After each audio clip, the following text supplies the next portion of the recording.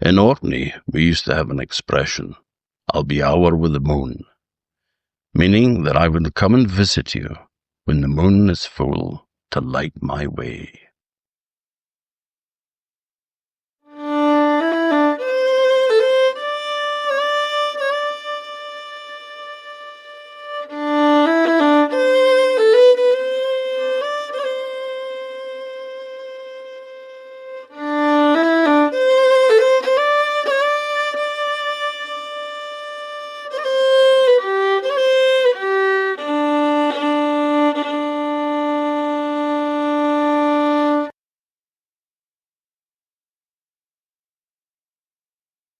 Hello folks, and welcome to another edition of Hour with the Moon, and this time it's kind of special because it ties in with an anniversary, but we will come to that later. I am joined by an old friend of mine, Angus Konstam. So, hello Angus. Hello Tom. How are you doing? No bad. Good. And Angus is a naval historian and writer of ridiculous number of books. I mean, I don't have a real job, Tom, not anymore, so I've got to keep writing. And I've done about a dozen or so or more proper books, as I call them, but these little Osprey titles, that's what bulks up the numbers a fair bit. And next year, I'll be doing my 100th of them. So, yeah. That's pretty impressive. But you don't get royalties in them, so, once it's done, it pays for the lecky bill. Yeah. Well, it all helps. It all helps. But the one thing and the reason that we have asked Angus in this time is because he is one of the leading experts, I would say. He might disagree, but I say, and it's my podcast, so I can say what I like, but you're one of the leading experts on pirates and piracy. So how did that come about, the interest in piracy, pirates? That's a good question, I suppose. In 1970-something, 75, let's say, when I was 15, I got must have been younger. Early 70s, let's say. My dad gave me a Christmas present of the Valient Book of Pirates, and it was one of those beautiful sort of A4 books with lots of illustrations on every page, and it was just fascinating. And the pictures of pirates and exotic beaches, and it started from ancient Greece and Rome, and Caesar captured by pirates, and it went right through to the modern day, which in this case is actually just early 70s. Mm-hmm. However, a lot of it was about the sort of Golden Age of Piracy and Blackbeard and so on, and it caught my attention. Mm-hmm. And then years later, when I was in the Tower of London, working in the Royal Armouries, we had a we had a lot of guns. It's an arms and armour museum, and we got a request from the National Maritime Museum saying they were doing a pirates exhibit called Pirates, Fact and Fiction, created by my friend David Cordingley. And we went rooting around in the stores and so on. We tried to find objects that they could use. And then it sort of hits you that very little of any of this stuff has a real pirate provenance. There's nothing you could actually tie down. And all the Maritime Museum had was things like relating to 19th century Chinese pirates, including flags and all kinds of things. And they had some beautiful paintings, of course, but very few objects. So we had generic ones and generic cutlasses and so on. And that got me thinking at the time, the difference between pirate fact and fiction, and trying to unravel it and trying to find what was actually kosher about this, what we could back up. And I've been doing that ever since. I don't think I've got it right, but I've been doing it. Well, I mean, it's got to start somewhere. Right, and you've made a pretty good start on it already, because I am sitting here with a book alongside me, The Pirate Menace, Uncovering the Golden Age of Piracy, which was a book that you brought out a year or two back. That's it. Yeah, and last year, I believe, and it was I'd done a lot about this period. I'd written a book about Blackbeard, about 15 years ago. And it's funny how when you write a serious history book, when you first do it, you're kind of uptight about it. You want to make sure it's all very proper and pucker. And the older I've got and the more books I've done, the more free-flowing it is. I just want to tell a good story. And you back it up with the same amount of research, but you just try to make it as readable as you can. And there was, again, it's unraveling the fact from the fiction of this kind of key period from the early 18th century, from 1710 or thereabouts to about 1725. In fact, 300 years ago. Yeah. Well, I mean, it's such a weird kind of concept because you've got, small kids going to fancy dress parties dressed up as pirates. I mean, I was brought up watching Captain Pugwash, the cartoon on the TV, who was a kind of a cowardly sort of dandy pirate. And then his rival was Cutthroat Shake, who had an eye patch and a bandana, he was like, and always had a cutlass. And I saw recently online there was a Disney thing about the Disney Pirates Club, and it said things like, remember, a pirate doesn't tell lies, and a pirate doesn't steal. And you think, well, what the hell does a pirate do then? When I was working in Key West in Florida, we had a pirates exhibit, and we had an opening. And it was sponsored by Captain Morgan's rum, so it was quite a lively thing. I learned a couple of things. One is don't use a real parrot as a prop at these things, because they're addicted to the sugar in the rum. And in styrofoam cups, they start pecking at it, and you're left with a leaking vessel, as it were. So that was a problem. But we had little gift things, and people would look to have a treasure hunt kind of thing during the opening, and somebody opened it and found these 2 fake treasure coins, and he said, and everyone was dressed as pirates. And he had a little coin, and he thought, oh, I'll just take the one. It's not very piratical, is it? Because we just stack these things to replace them with. But anyway.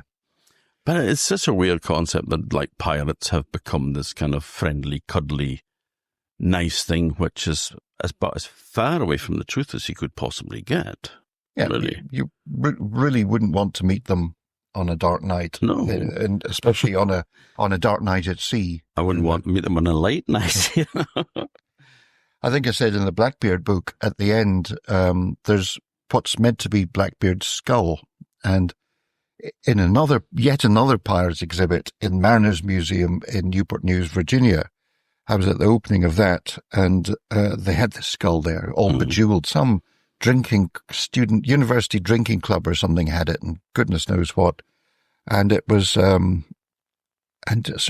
was Blackbeard's skull in this showcase. And, and I was thinking, if that was the real thing, I'm just kind of glad he's behind a, solid plate glass here. And the real fellow wouldn't have been impressed with all these people sipping bad wine and eating nibbles and looking at a skull. Yeah, absolutely. No, he wouldn't have liked that at all.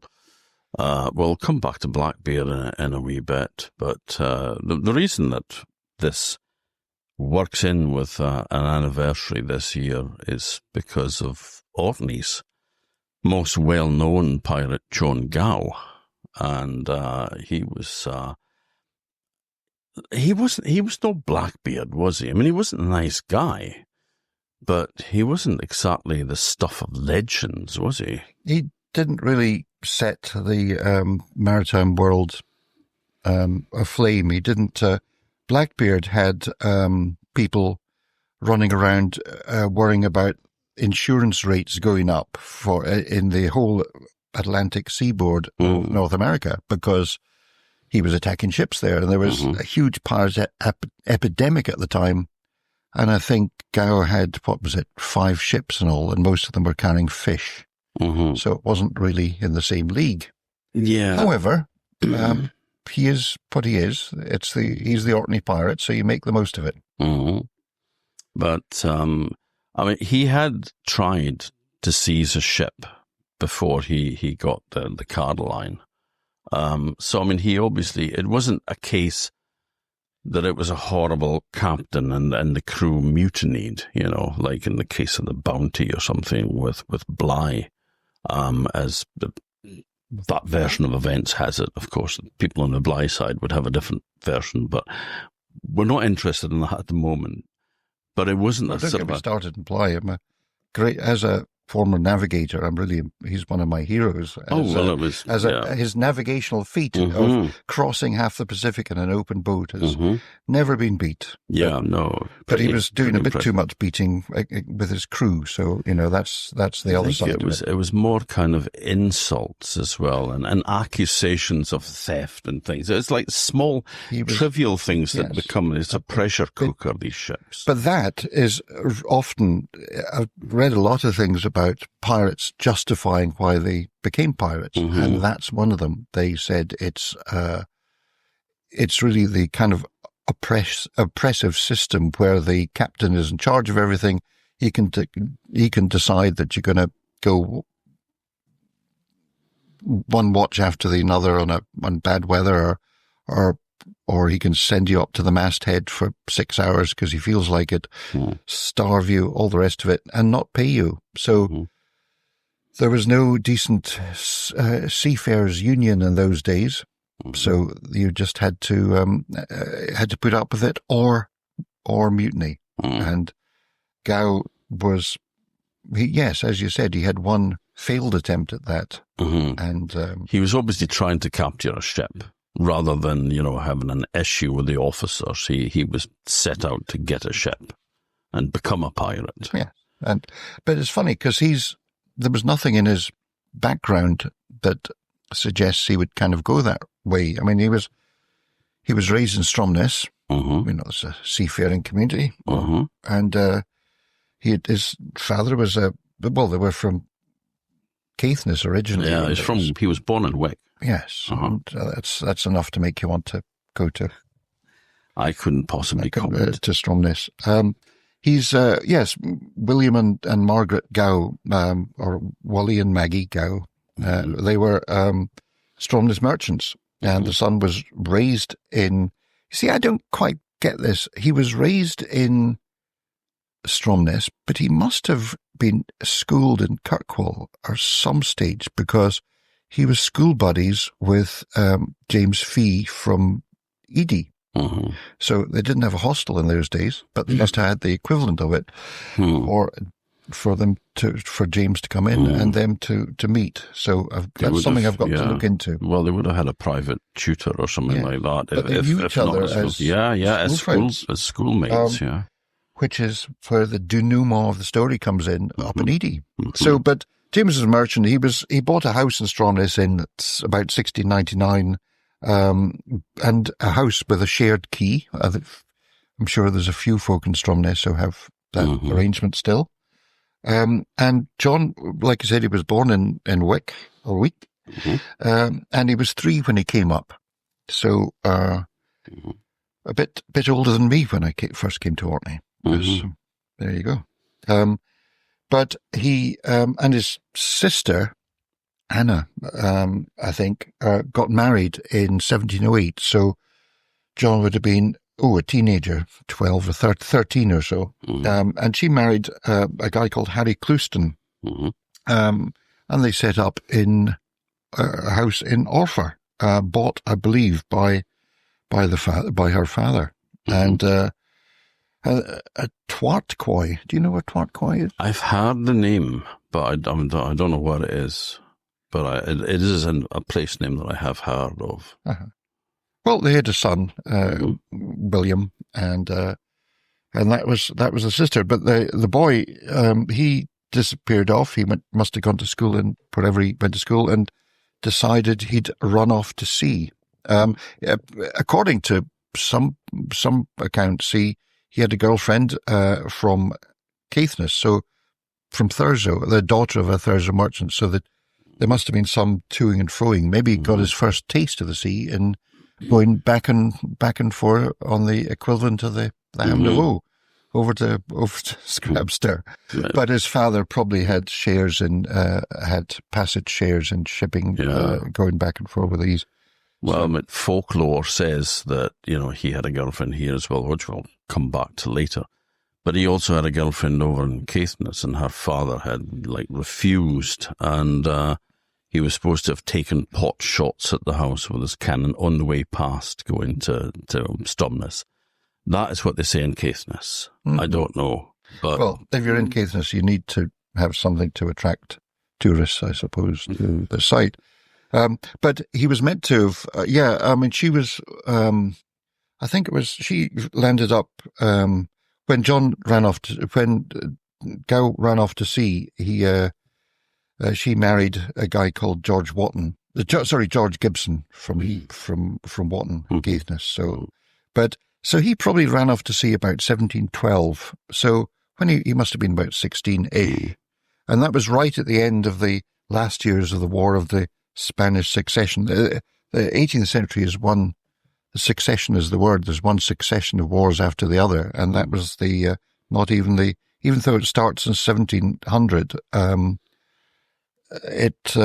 it was in the middle of several of these. You had the 9 Years' War, or the League of the Great, or War of the Grand Alliance, whatever, beforehand, and so on. And then you went on to the War of Jenkins' Ear and all things up to the 7 Years' War and all the rest of it. A time of fighting the French and the Spanish, and a time of privateering where a lot of money was made at sea. There was a lot of trade, obviously, and we were from 1707. It was British rather than Scottish and English. We had the disaster of the Darien adventure, which wasn't much of an adventure when you were stuck out there. Yeah, it's like what could possibly go wrong apart from everything. Yes, and everything did, especially the English neighbours refusing to trade with you or to let you even to impound your ships and things. But anyway, I digress. The privateering was essentially licensed piracy. So it meant that you had backers, you had a ship. If you had a letter of marque, you had the government's approval to go off and act like a pirate as long as you hunted the enemies of the country. If your country was at war, you could attack them. So that was big business. The trouble is, he went off in 1712 and the War of the Spanish Succession ended in 1713 for Britain, 1714 for landlocked places like Austria, or almost landlocked. So the option of privateering must have been quite adventurous, because no doubt privateers had come into Orkney, and I've seen accounts of ones operating in these waters. So presumably he was attracted by that. But by the time he got off to sea, that had all sort of petered out, and he was just the boring old maritime trade that everyone else was doing. I mean, the thing is, at the same time, over in American waters, there was a huge amount of privateering. That was the place to be, because there were rich ships going, French and Spanish ones, full of sugar and rum and slave ships and whatever, and they were being preyed on by privateers. And all of a sudden, when peace comes, that's the end of it, in theory. So a lot of people then turned to piracy. So there must have been a lot of discontented, formerly quite rich sailors running around in ports thinking, that was good. Maybe we could do that again. Well, I mean, you're making a damn good living, and then suddenly peace breaks out, and you're broke. Indeed. It's great for mercantile trade, because trade booms in peacetime. You don't have these huge insurance tariffs dumped on top of your ships and your trade. So it's all booming. A number of ships increases too. So there's opportunities, but it's still very much underpaid compared to what was going on before. But we don't know much about Gow's maritime career for the next 10 years, say. It's like pirates, only really, when appear on the radar when they start doing things, bad things. So, for instance, we don't know much about Blackbeard, for instance, we mentioned earlier, until he starts attacking ships. And then you get these depositions written by the captains of the merchant ships he's attacked, and they tell you what he did. So it's like a crime report. You know an awful lot about the end of a person's life, yes, but not their past, So Gow was, but he'd done well. He was, by 1724-ish, he was a second mate, which is the third officer on board. There's the master in charge, the captain, then first mate and second mate on a merchant ship. And he was also, he became a gunner on this ship he was onto. He was also fairly literate. He could navigate, and that was a big skill. If you wanted to be a pirate captain, you needed to navigate, and so not just anyone could sign up. And we're not speaking about pressing a button like you do nowadays. This was astronavigation. And when I was in the Naval College, it was hellish. We had to do these long tables of astronavigation, and they were arguing that, well, if the war came, the Russians will knock down our satellites in a second, so you've got to do it the old-fashioned way. And we did. Once one of Her Majesty's ships was crossing the Atlantic, and thanks to my navigational cock-up, we were somewhere within 100 square miles, a big triangle, a cocked hat, they called it, and we were somewhere in there. So you had the navigational practices to mark it closest to the threat of danger of land, which was, in our case, was the West Indies 400 miles away somewhere over there. So it wasn't too serious. But he could navigate, and that was a big, useful skill. So, and as you said, he tried it before, this mutiny lark. In 1724, he was serving aboard an English ship bound from Lisbon to London, I think, and he plotted a mutiny, but he couldn't get enough people to support him. So nothing came of it. But then the captain heard about it later, but by that time he'd already left the ship and signed on another one. That's it. He legged it to Amsterdam, and he approached the skipper of this ship, the Caroline, which was commanded by Captain Fourneau. And he hired him, and as I said, he made him his second mate, his basically the third in charge of the ship, and the ship's gunner. So, he was doing well. And at the same time, in Amsterdam, I don't know what the captain had done. The ship that was in port at the time, the Margaret, a British merchant ship, was berthed nearby, and two of the sailors, young sailors, Daniel Macaulay and Harry Jameson, deserted, and they turned up on the bottom of the gangplank of the Caroline and said, "Can we sign up with you?" So always welcome. And they joined the crew of the Caroline. But the master of the Margaret was a bit annoyed about this because he'd lost two of his young hands, and so he remembered this ship that was parked next to him, the Caroline, and that would come in handy later. So then they set off on what should have been a fairly straightforward run with carrying cargo, but then it all goes rather dark after that.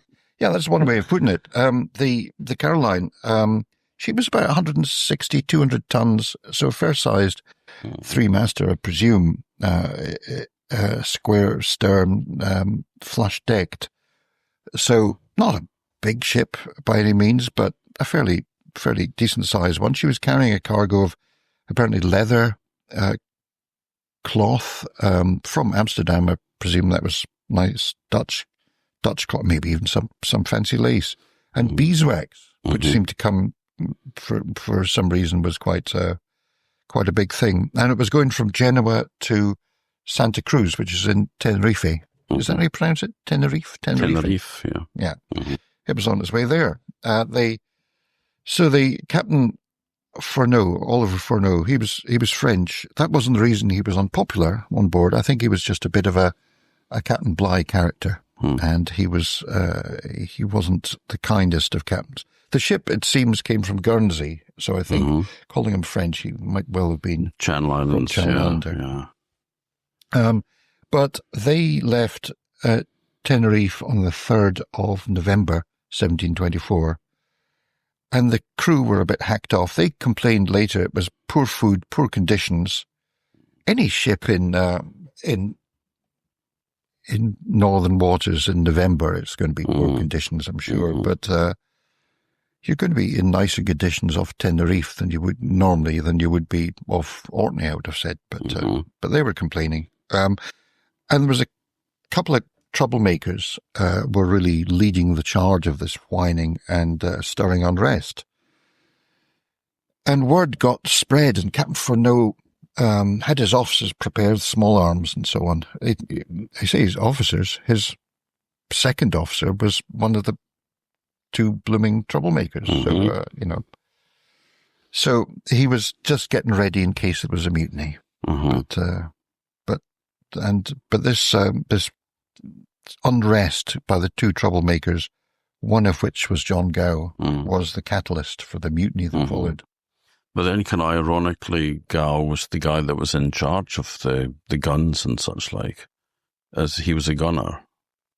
So he probably had access to weapons. Do you know, I hadn't thought of it. Yes. Yeah, they'd probably have kept the small arms they could have kept it in the captain's cabin. Yeah, they would have been locked up in a cabin. So more likely the captains. When I was in the Navy, sorry. No, I was just saying that he would have then said, well, Gow, make sure that the firearms are all prepared and ready. And he'd go, oh, no problem. Check the flints are in. Yeah. Yes. In my day, when I was in the Navy, they had the saying the only thing more dangerous than a sailor with a gun is a sailor with a paintbrush. So they could quart grey paint onto a fancy radar set, and it would just it would all seize up and things. So it would be checking the flints. They'd carry enough to, and the war had, there was no war on at the time, but these things came like tides coming in and out in the 18th century Europe. So it's good to be prepared. And the mutineers actually struck on the first night out of Tenerife, of Santa Cruz. 3 seamen attacked the captain, and he fought back. And it was Gow who literally had gone to that arms chest or arms locker, struggling with the combination that you're forced to by the Highland Constabulary or whatever to open the combination and get in. And he got a pistol and he shot the captain in the face at close range. So that was it. And with that, the 3 plus Gow bundled the captain over the side. So no sign of no chance of pleading or remorse or whatever, just shot in the face and thrown over the side. That's pretty brutal. Oh, they weren't nice people. And this is the thing that, when Disney doesn't get. Disney saying about being not stealing and being kind and, being nice to others and all that. It's like, I think you'll find that's not the case. So. Well, and you see, one thing I wrote, when I wrote a book about the mutiny on the Hermione, it's not just the captain. He's always the first one to go, usually. But then there are other officers. Gow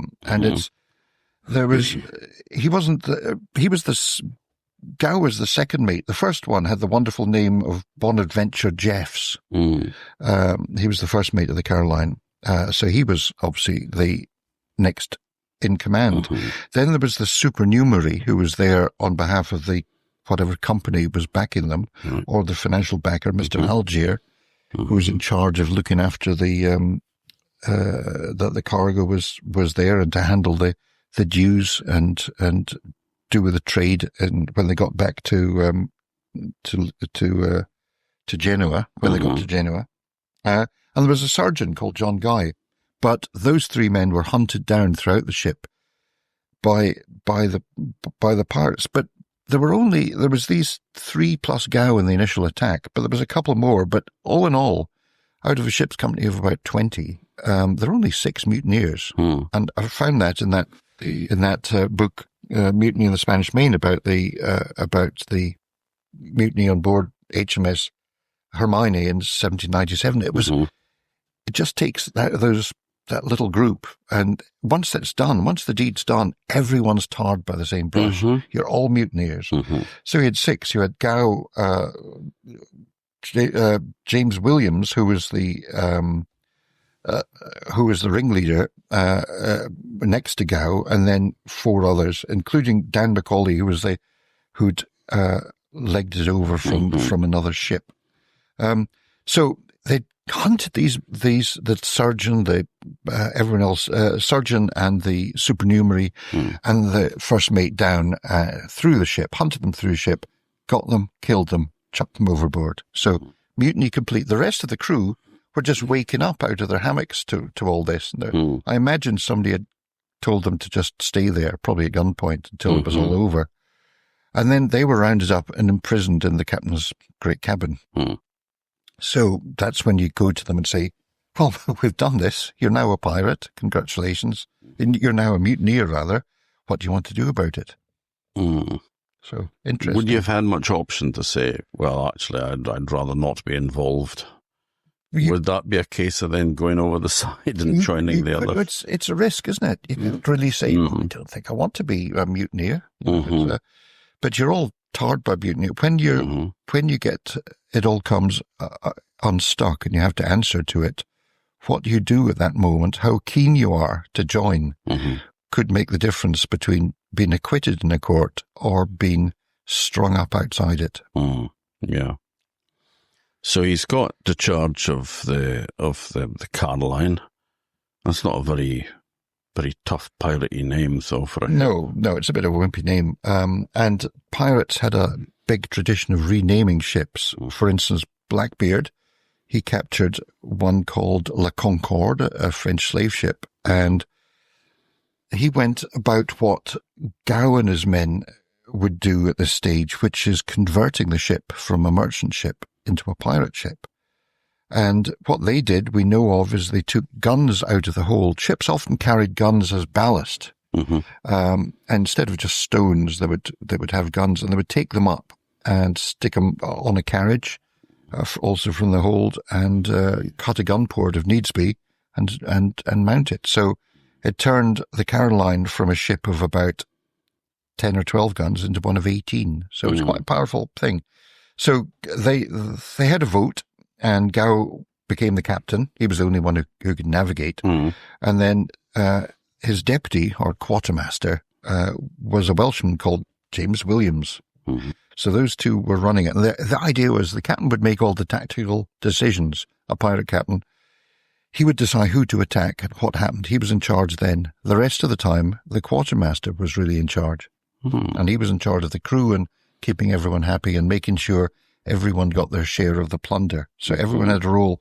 And one of the votes they would have had is, what do we call this thing? So Blackbeard had, he called his Queen Anne's Revenge, because it was a thing ranting against the Hanoverians, the Hanoverian crown. So Queen Anne was the sort of old days, so Queen Anne's Revenge. But Gow and his pals called it just the far simpler Revenge. So it sounds more piratey than Caroline. But from reading your book, Pirate Menace, there was other revenges turning up as well. So it seems to have been a popular name for pirate ships. Revenge is a big thing if you're a pirate, naming your ship after it and looking for it. They're seeking revenge against those mean ship captains and against the whole establishment a lot of the time. It's a statement of where it's us against the world. We're seeking revenge against this evil maritime capitalist, whatever it is, hierarchy that's messing up our lives and making us go out on deck on a coarse night and feeding us gruel. Yeah. So you can see why revenge would be a very fitting name for the ship. But so then it became the Pirate Cruise of the Revenge. Yeah. That sounds much better than the Caroline. You know, 'cause you think of a Neil Diamond song. All standing on deck going, ba, ba, ba. Or the Quo. Yeah. Yeah, that's true. Yep. We're showing our age, Angus. Well, we're not exactly spring chickens. We wouldn't be black-beard, more grey-beard, I think. Well, yeah, white beard in my case. But so then they're sort of operating. What area were they operating in, and what was the shipping in that area? Well, they just left Tenerife, so you've got that whole hunting ground from when ships come out of the Med. Gibraltar is obviously the Straits of Gibraltar. It comes out like a funnel. It spreads out with Africa going one way and Spain, the coast of Spain, Portugal, the other. But it's a sort of filter of ships going to and from the Mediterranean, up and down the coast from Africa up to Northern Europe and back again. So it's a good hunting ground in theory, but it's quite a big one. If you really want to find ships, you go closer to the edge of that funnel. But the trouble with that is Gibraltar is also a naval base, so the chances of getting caught are much higher. So you want somewhere on the sea lanes, but you don't want to be somewhere that the Navy are going to be there as well. So they cruised that area from essentially their hunting ground was from the north of Spain, from Cape Finisterre, down to where they started, down to the sort of Madeira and Tenerife and the happy holiday grounds of the Canaries, that kind of area. So so that was what they started on the 3rd of November, 1724. The Grand Cruise of the Revenge, and after 9 days, they must have been getting a bit hacked off that they couldn't find much. And they finally came across a ship called the Delight. Now that's a pleasant name, but she was just a fishing sloop, sloop, so essentially a one-masted wee ship. The Delight of Poole, and she was bound though from Newfoundland to Cadiz, so presumably Newfoundland big fishing banks of the Grand Banks. So she was probably full of salted fish, I imagine. Because I mean, the Catholic countries like Spain would be the big area for exporting fish to for the feast days and Fridays and such like in the Catholic faith. You probably know more about how you'd keep fish fresh on a ship. Would it be salted, or would they have? They would have probably had to have salted it, I would think, because I mean, a big trade was from stockfish up in the north of Norway, which was just air dried. Right. But I mean, you can't really air dry on a ship because, well, you can't hang up thousands of fish because your ship would be top heavy and would sink. So, and anyway, you're at sea, it's damp, it's wet, there's spray, it's not going to dry, it's just going to rot. So they would have had to have used. And if you bought in stockfish like that you've seen pictures of these in Newfoundland of fishing stations, and that's presumably what they did in these big buildings there. Was that just hanging fish? Well, they have frames set up like in there, but also in the north of Norway, there's great long rectangular frames of 2 uprights and then a couple of cross beams, and the fish is split on the tail. And 2 of them are fastened together. You can shove the one tail through the slot in the tail of the other and throw them over that to just hang and dry. So the moisture, drips out of the fish, but then the air as well dries it. So they end up being like a piece of wood. I mean, they're absolutely solid. You could batter somebody, and do them a bit of damage with one of those things. But then they have in a battered cod. Yes, exactly. So assault and battery. So then you have to lay it and soak it in water for a while to get it to reconstitute it, as it were. See, this is what people expect. Pirates, they'll capture a ship full of gold and nice stuff. But even in the Caribbean, which was sort of pirate central, and even then, by 1724, that had died down. The Navy had gone in and hunted down the pirates. They did it with a carrot and stick. They offered a pardon So if you're a pirate, we forgive you as long as you come and sign your name to this piece of paper by, the 1st of December. Anyone who didn't could then be hunted down. So the idea is you'd reduce the number of pirates at sea. So that's what the Navy did. They then flooded the place, chased them down literally to the ends of the earth or the ends of the Caribbean, or a lot went to the African coast, West African coast, or even Indian Ocean. And when they captured, there was a big trial, a show trial, as it were, and as an example to others not to follow. But obviously, Gow and his pals hadn't really paid any attention to this.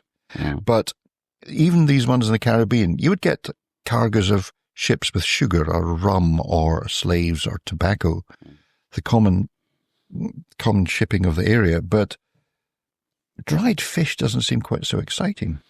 It's not the stuff of legends, no. So I'd be a bit pissed off if it was one of these. Yeah, if you dig up a treasure chest and you open it and it's full of dried cod, you'd be a bit disappointed. But they took other things, and all these, every time a pirate attacked something, and the account by, apparently by Daniel Defoe of this, I have my doubts if it was him, but that's another day, question for another day. But pirates would take other things like any money, clothes they might fancy, especially the captain's fancier clothes, any supplies they needed that weren't dried fish, and navigational things, charts especially. That was something you'd really want to lay hands on. You didn't know necessarily where your cruise would take you, but it's good to be prepared. So that's the kind of thing they had. The other thing you do is you go to the crew of the captured ship and you try to get them to join. Hey friends, I just want to tell you how much Tom and I appreciate your spending this time with us. If you've just discovered our podcast, you might not realize that we have a website too. Whether you're interested in Orkney history, folklore, storytelling, or everyday life, you'll find it on Orkneyology.com. We're also publishing some really unusual books now through our Orkneyology press. If you'd like to encourage us in our work of preserving the wisdom and heritage of older times, buying our books direct from our online shop is a great way to do that, as is sharing our podcast and our website with people who might be interested. And if you'd like to buy us a coffee or a dram, we do have a page on Ko-fi, which is spelled Ko-fi. Just look for Orkneyology. Thanks again. Enjoy. So he's got his first ship, but I mean, it's not exactly the stuff of not a treasure ship by any stretch of the imagination. Not a Spanish galleon at all. It doesn't get much better. I mean, his luck didn't change much. No, the next one was about 10 days later or so. On 21st November, they've come across a Scottish boat from Leith called the Sarah. It's a snow. A snow is essentially in the age of sail, they changed the names of ships depending on the rig of the sails, and a snow had, I'm not going to say, or else somebody will pick me up on it, but it had a gaff rig bit at one end and a spritsail thingy at the other end, and square sails in the middle. I can't remember what a snow had. But essentially, she was a two-masted thing, and guess what she was carrying? Fish, indeed. She was going to Genoa as well, but she had salmon and herring. So I don't know if it was smoked salmon. That'd be quite nice. But yet again, a cargo of fish. The crew must have been getting a bit hacked off by this, the pirate crew. Anything would have been better than the blockfish they'd been having. But they did the same thing. The master, John Somerville, they were allowed to sail off. What he did with the first ship, I forgot to say, they scuttled her, the Delight, after saving the crew and locking them up. So with this one, the Sarah came of Leith, and this was, she was carrying, she was going to Genoa with Scottish fish, I presume, herring and salmon. And this was somewhere off, I think they'd gone closer into the coast, and it was heading closer to the approaches to Gibraltar. And in fact, it was kind of off, not far from Cape Trafalgar. But they did the same thing. They asked the crew who wants to join us? And a couple of them did. Two Scots, Alexander Robb and John Menzies. So they joined, and the rest, they put all the guys on the ship and it sailed off with the prisoners. So that's a danger, because as soon as they land somewhere, word will get out. Yeah. So it's a trade-off. Better to dead men tell no tales thing. Just kill them all, throw them overboard, sink the ship. But they weren't quite so bloodthirsty. Maybe. But then they had this weird thing of like sending them off with presents as well. You know, they would give them some beeswax. Beeswax. He loved giving people beeswax. I wouldn't know really what they would do if I got a present of beeswax, but maybe I'm not. But what would you do? What do you do with beeswax? Making candles would have been what they were using it for, and high quality candles, because most people would have just had a tallow dip, as they call it, just made of animal fat, which would have smoked and stank. So beeswax was kind of a luxury item. It was, but it's still not going to fill your treasure chest. It's not Bottle Highland Park, is it? No, far from. Right. So then that was that, and they cruised around a bit in the same patch of water. They kind of went up and down, looking for ships, and they headed back out towards sea again, heading towards Madeira at this stage. So they were between the southwest corner of Portugal and Madeira. So they were running short of water. They wanted to put in, so they put into Funchal in Madeira and tried to get some water. But the locals didn't like the look of these. The local sort of bumboats, as they'd call them, that coming out selling people stuff, water, supplies. They didn't want to trade with them. They didn't like the look of these. So they were armed and they were looking a bit shifty. So they headed off to a nearby island in the same chain, in the Madeira chain, Porto Santo, just a few miles away. And this time they flew in, and it's Portuguese. It's all Portuguese run. And they came in flying British colours, and the governor said, oh yeah, we'll give you the stuff you want, water and provisions, we'll sell it to you. He was rowed out to the Caroline, although it had been, of course, renamed the Revenge, still pretending to be the Caroline. But again, he was getting a bit unnerved by this. It was looking a little suspicious. Remember, they'd got extra guns and so on. And when the stores didn't appear fast enough, he was kidnapped. He was held on board by the pirate, by Gow and his pals, until they provided water buckets and a cow and a calf, and chickens. And he was released in the end. He was sent ashore in his boat with a present of beeswax. Yeah, so the nights will be burning long in the governor's mansion in Porto Santa. So then they headed back the way they come, back to the Portuguese coast. And off Lisbon, they came across an American ship this time, the Bachelor. I don't know where she was from in the American colonies.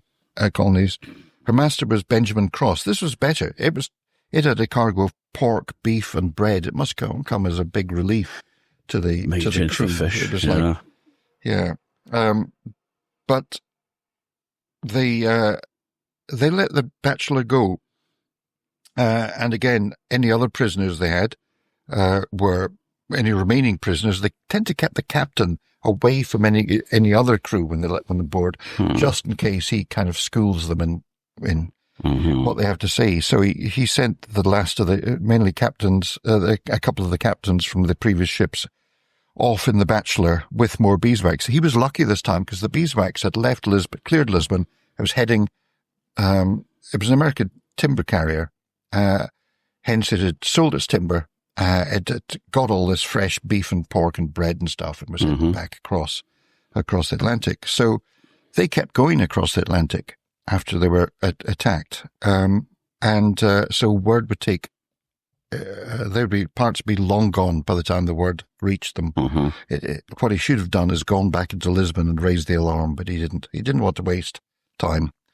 And the only crew member was a cabin boy who volunteered, William Oliver, or Bill Oliver. So you've got 3 ships. The 4th one came 2 days after Christmas. 1724. They finally hit it big. This is their big prize, the fourth ship, the Louis Joseph, a French merchant ship. Which had left Cadiz with a cargo of wine and fruit.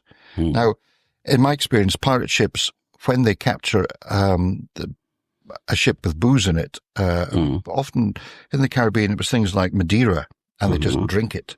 Or rum, they just drink it, and so on. So, no doubt, this was full of. It was a French ship, so it wouldn't have had such good wine coming back. It was just Rioja rather than good claret, but still they had wine and fruit. I imagine things like oranges were big and keep a good while. So it was a well-fed and watered pirate crew after that. And the master, William Menz and his crew, the pirates ransacked the ship and then let them go. And again, they'd kept the captain, Captain Benjamin Cross, from the American ship from Bachelor, and they let him go with that one with yet more bloody beeswax. So they were getting through their supplies of beeswax.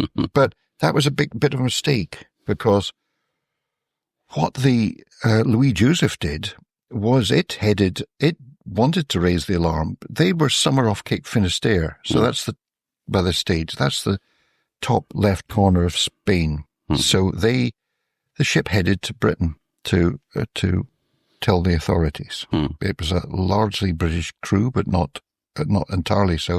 It even had a Swedish cabin boy on the Caroline. So a crew from all over, but a majority were Scottish, British, but mainly Scottish. So in late 1725, this thing pulls into Stranraer and says, there's a pirate ship out there, and, it's sort of, we don't know what it's doing, but it might be coming this way. So that was that. The Scottish authorities, or British authorities, were aware that this was going on. So the word had got out, and there was notices run in the newspapers, the Daily Post, for instance. Right. Not a publication you're familiar with now, are you? No. Sunday Post, but not the Daily Post. Yeah, I've been in the Sunday Post, actually. Yeah. Like a fish supper. You can digress. Tell us about your Sunday Post thing.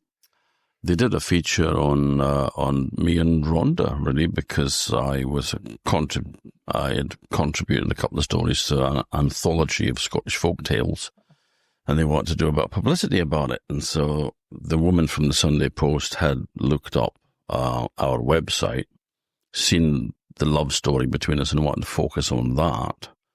So they did a feature about that. And then as a result, editor from the History Press got in touch and said, would I do a collection of folk tales, Scottish folk tales of love? And I said, fair enough. So I did. Fantastic. But yeah, I was in the Sunday Post. You wouldn't agree with that old statement that Scotland will only flourish when the last minister is battered to death with the last copy of the Sunday Post?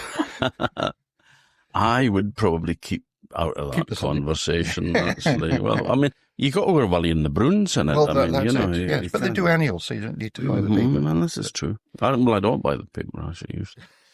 My grandparents did, and they gave me the Bruins and Orwelly, and they would read the rubbish inside it, and they carefully crafted journalism, and I would read the cartoons and the jokes. There were jokes, as I recall. Anyway, so 1725, New Year celebrations. The pirates sighted another French ship, but Gow thought it was a bit too big to attack, so he decided not to. He'd give it a wide berth.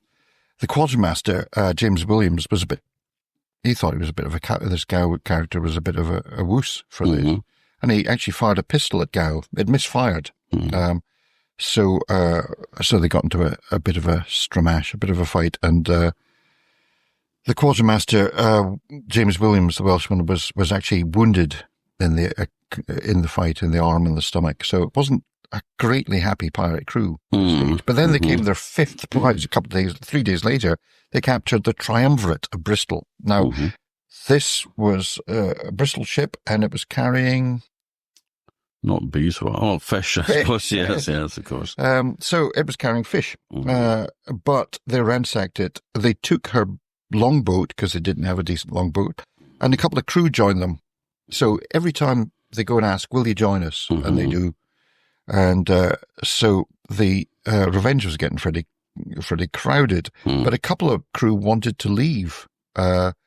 Robert Reed and Timothy Murphy, I think it was, they decided, no, we've had enough of this. We don't want to be pirates anymore. So, but Gow said, no, you've got to stay with us. So it's just a sign that discontent is spreading. But they got 2 extra guns, so that takes them up to 20 guns. And they got sails and cables, and personal stuff like clothes and money and whatever. So the triumvirate went on to Bristol and raised the alarm there, and that's when the the authorities there were telling things. So Gow decides he's somewhere in the Bay of Biscay, and he decides, well, we need to lie low for a bit because this area is often policed by the Navy. And they would be drawing attention to themselves as well, the fact that they had been attacking ships. Every time somebody captures a ship, and like the crime report I was saying, the deposition by the merchant master, the crime report that they give specifies the characters involved, any distinguishing marks, and somebody with a broad Orkney accent. You kind of like Gow would have stood out a pretty bit. And you thought it would be, that might be distinctive. Pity bit. Right enough. So he decides to lay low, but he's racking his brains of where he could go. So they also described the ship. So he wants somewhere away from the main ports. So he sets sail for Stromness. And he arrives there in mid-January.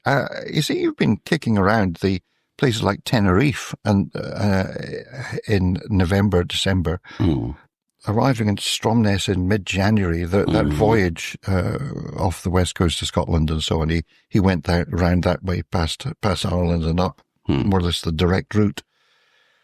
It could have been quite unpleasant, and he used this in his excuse, because when he came in, he says, "Oh, we're the George now." They've renamed it. Somebody had gone over the side, painted the name George on it, and they claimed they're on their way from Cadiz to Stockholm, carrying beeswax. A diminishing supply of beeswax, but they were forced in by bad weather. So it must have been bad weather at the time. So that was the excuse. We need to clean the ship and spruce it up a bit before we continue the voyage. So we'll put into Stromness. And Gow had tacked up a list of orders to his crew of rules. Obey orders, don't sell provisions, because we need them, not even the fish and the beeswax. Keep our false identity going. We are traders going from one place to another. The ship's the George, remember, don't call it Revenge. No going ashore unless you really have to, unless we send you ashore to get water and things. Go to Argos for some butteries or something. And you've got to keep your watches. They were keeping harbour watch, really to make sure nobody deserted from their own ship, or any locals got too friendly. Some drunks coming, but no drinking on board allowed, or trying to hold back on the drinking. And then if you disregarded these rules and let the side down, we could kill you. So but the Stromness folk were delighted. Interestingly, I can't find any mention of him visiting his folks, Bill and Maggie. So he was a local boy made good, was the story he was projecting. Do you know anything about the family in? Well, I mean, the story was that his house was where Copland's Dock, that area, is now, on that side of the bay, and that probably Copland's Dock, which was a boat yard built in the, I'm not sure if it was the late 19th or early 20th century. There's just the walls of it left there now. The stone from that probably came from Gow's house. And it does appear on a painting from, it's one that's on the cover of Bryce Wilson's History of Stromness. There was a watercolour painting of, it was one of the expeditions that was going up to, I think, maybe Iceland. and they had an artist on board. They stopped in Orkney and they did some, he did some sketching and some paintings. So it would have been sort of late 18th century, and he's there's a painting of people shooting, wildfowl on the opposite side of the bay for here in Stromness, on what's now the Naval side. Mm-hmm. And there is just the part of a building of which they think was maybe Gow's house. So it was over on the other side of the bay. It wasn't in the tune. But it was next door to Garson, which is, when I say next door, I mean, a couple of fields away, which was the Gordon family lived in there. And there is this legend of Gow having fallen for Helen Gordon, who was the daughter of the neighbours, So presumably he would have known her when he was young. And the two of them slept off one night to the Odin stone at the Stones of Stennis, which had a hole through it. And it's where lovers plighted their troth and swore the Odin oath, which was considered binding. It was like it was a handfast marriage, but it was regarded as an actual marriage. And they held hands through the stone and they swore the Odin oath. And then he sailed away and never came back. And to undo the oath, she had the hands again. Yep. She had to hold the dead hand that she'd held in life and renounce the oath. That's a tough prospect. Remind me, the Odin stone got knocked down by a farmer, didn't it? It was, William Mackay it was George Mackay. In December 1814, he had actually just showed Walter Scott around the site with John Ray Sr., the Arctic explorer's dad, who was factor of that estate. And then he started pulling down the Stones of Stennis, and the Odin stone went first, and broke it up to use as building stone for a buyer. Because that was the trip, wasn't it, when Sir Walter Scott was speaking to this Bessie Millie? Bessie Millie up the hill here at Brinky's Brae, and buying a fair wind from her, she was a witch. And she told him the story about Gow the pirate because she claimed that she remembered Gow when she was a girl. Now, this is 1814, and we're talking 1825, so she must have been nearly 100 if she could remember him, seeing him. But she told the story to Scott, who then skillfully crafted it into an incredibly tedious book called The Pirate. I've struggled through it. I've struggled through it as well. 1821, wasn't it? It came out. It was 1822 it came out, but it's got 1821 in the title page because it was printed, but it didn't go out into public circulation until the beginning of, January 22. So one of these copies, the Victorians like to do reprints of these things, they know their works, so they land up in second-hand bookshops all the time. I've got a pile of them over there as well I was given, and one that came from Stromness Hotel originally, which is on my bookshelf. You pinched it from the Stromness Hotel? No, it came for a box of stuff, a box of junk in the mart that a mate of mine bought, and he gave me this book with Mackay's Hotel stamped on the inside. So, but anyway... I have a confession to make. I was in a pub in Edinburgh many years ago, 20 years ago, so the pub's no longer there, and they had a book that I fancied as their display to make it look scholarly. So I took a book I didn't want from my own book. I didn't nick it, really. I took a book from my own bookshelf and swapped them out. So I confess, I'm not saying the name of the pub. But, well, I mean, when you think of the time of lockdown, he's straying completely from the point. All these politicians were buying books by the yard to put behind them to look clever, look scholarly.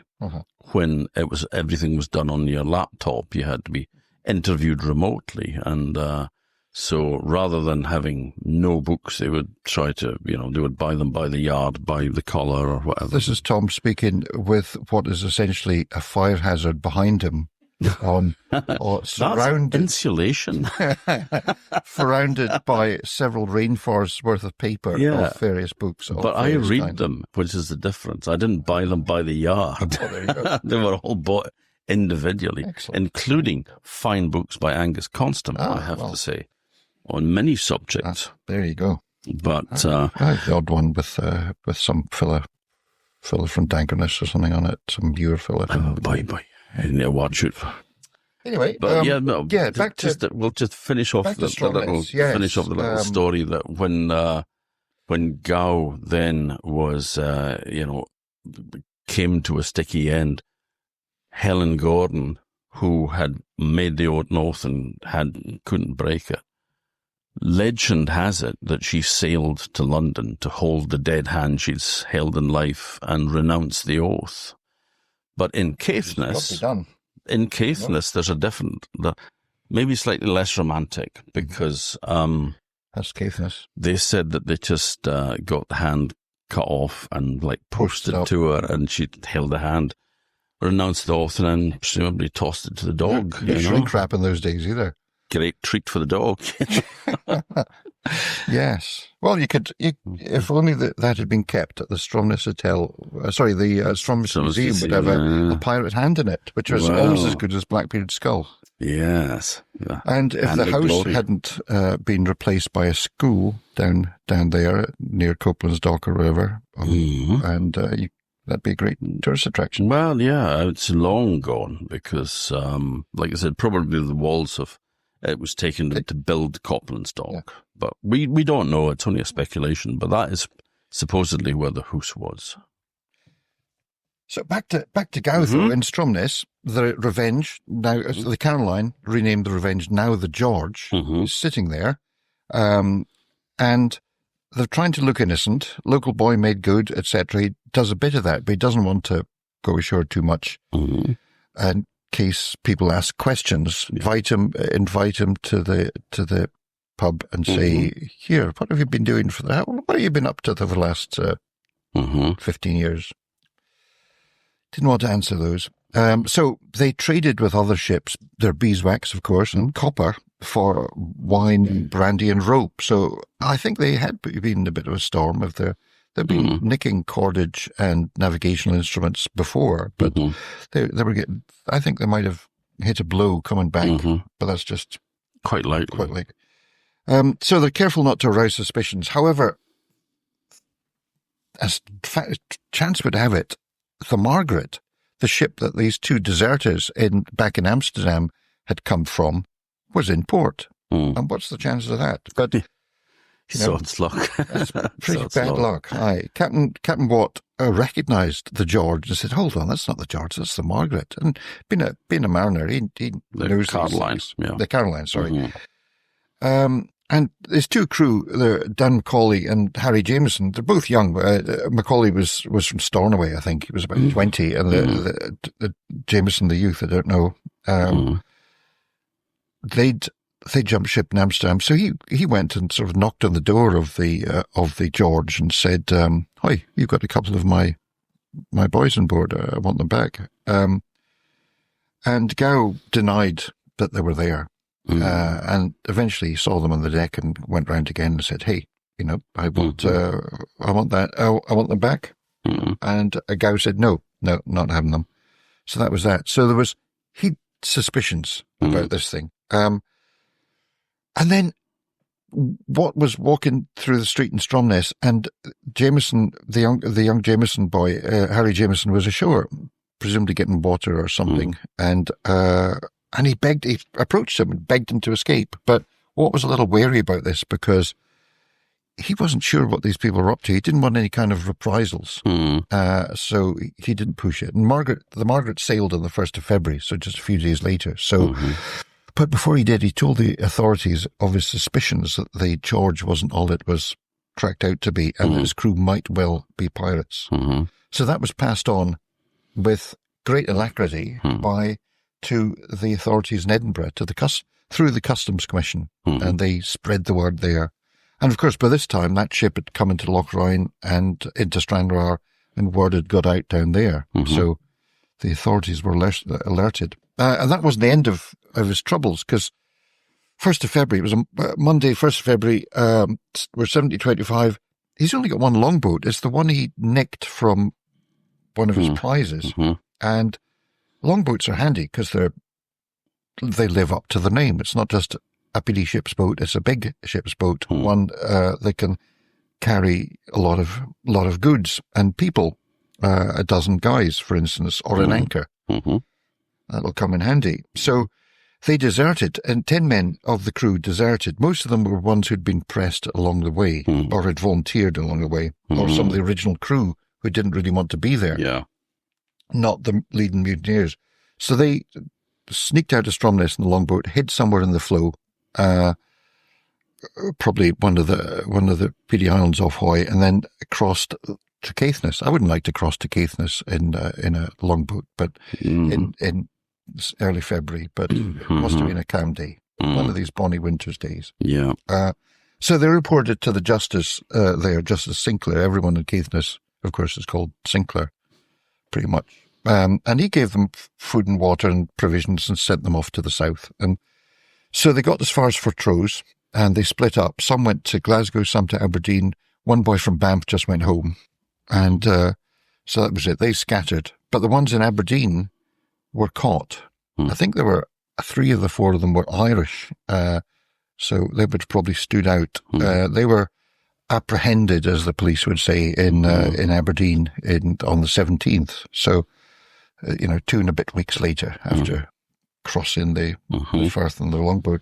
So the George is left undermanned. It has no longboat. And it gets worse. Another guy, Robert Reid, a 26-year-old, he deserts as well.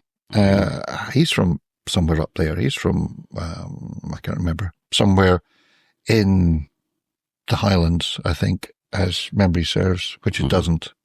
If it did serve, I would know. Anyway, could be Cromarty. Anyway, somewhere about there. Somewhere near the storehouse. That well-known Orcadian place to meet folk on the way up and down the A9. So Robert Reid headed inland for Stromness, and he came across Archie Souter, a farmer. I don't know where his farm was. Do you know? No. Souter gave Reid a loan of a horse and said, "Go to Kirkwall and tell them everything you know.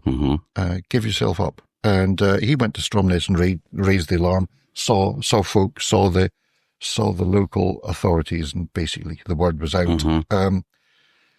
But Gow he decided it's time to up sticks and leave. This is getting a bit hot now. Too many people on his trail. So he gets, he needs men though. He sends a press gang ashore, and normally it's the Navy doing press gangs. Pirates don't really do that much, but he did. And he got a couple of local guys, Magnus Rendell and John Cromarty. They were from Stromness. A couple of guys from a ship called the True Love, which was in port. The True Love was a very famous whaling ship. If it was the same True Love, because these names often, mind you, yeah, but it was one 18th century, but maybe it would be too early for that. But yeah, ships do tend to have come up with the same names. Yeah, and often in the same company, as it were. Repeats it, but. And then there was another poor guy who was a shipwrecked mariner who thought, this is a good way to get away from Stromness and back into a main port. So he went along too. And Gow also recruited his nephew from Orfer, Willie Clouston, a little 14-year-old. So he'd made good some of the losses, but not nearly as many. He was still short-handed.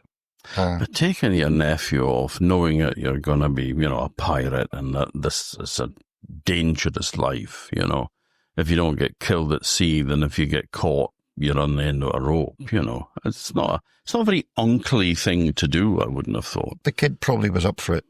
You're a 14-year-old boy in grown up in Orfer, and it's your chance, a big chance to go and... Yeah.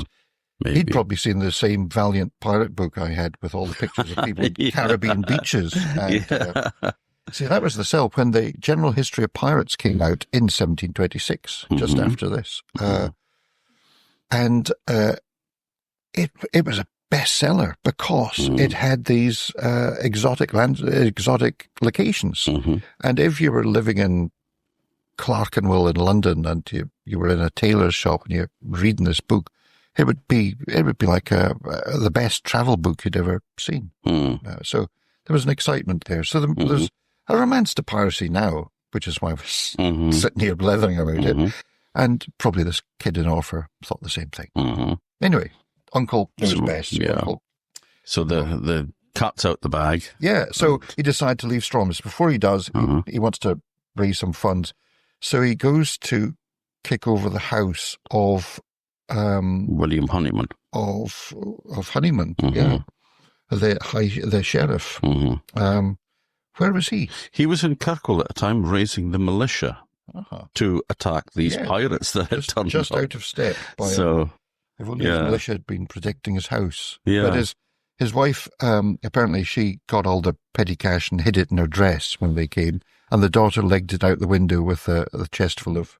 Yeah, well, there's various versions of events, and the other one is that Mrs. Honeyman starts kind of running around and screaming in a sort of a fit of passion, and of course they're ransacking the house. It's the Holoclestron is where they're attacking, and so what she has done though is that she's got all the cash and she's hidden it about her person. And then she runs out screaming through the front door into the night, and they just go, hysterical female. And don't realize that she has actually just done them because she's got all the cash on her. She knows exactly what she's doing. Yeah. The whole running around screaming is just a ruse to make them ignore her. Yeah. So she gets that. Then they decide to burn the deeds in the deed chest, which is all the legal documents showing that you own land. So this was a valuable thing as well. So they were going to burn that just out of spite, out of revenge. And then the daughter leaps out of a window, throws these documents out the window, and then jumps out after them and gathers them up and runs off as well. So it wasn't terribly successful. Quite a smart family. Yeah, and I mean, they were very courageous women because, I mean, they were these bunch of pirates. Quite athletic, too, because they're quite high windows if the Holocaust is the same shape as it was. There was a big question about which one it was because we always thought it was the old storehouse that was down at the shore because that's got fireplaces in it. It's got really nice draped masonry around the doors and windows, so it's obviously a place of some status and very early. But when the John Ray Society were trying to locate the position of the original hall, they had an archaeologist employed from South who came up with some notion that it was like a mill that was about 1.5 miles away. And I thought, I don't think so. And then I was having this conversation with Andrew Appleby on the phone. He was talking about this. And the kind of like light bulb went off over my head because I thought Murdo Mackenzie's map. That'll probably tell you. Because Mackenzie did a map of Orkney. He did one of the Western Isles Hall as well in 1750. And it's an extremely accurate map. And it also takes in things like the measurements of the depth of water in places. He did soundings. He has elevations done of the area. When you're looking at the sea, this is the hills you will see. This is what the landscape looks like. But he also marked major houses on it as well, which could be used as a navigational aid. You recognize that, oh, there's that house. So I thought, I wonder if the Holoclestron was on it, and it was. And it was in exactly the same place as the Holoclestron is now. Bingo. Well done. So that must have been, because that was 1750. Then the new house was built in 1769. So it's 19 years later. Right. And it's in exactly the same location.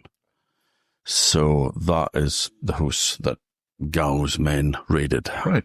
But not quite the fancy 1769 one that stands today. No, that was modelled on the same footprint, but and probably underneath it, it's the same building. It's just been tarted up to look like Right. buildings from the new town in Edinburgh.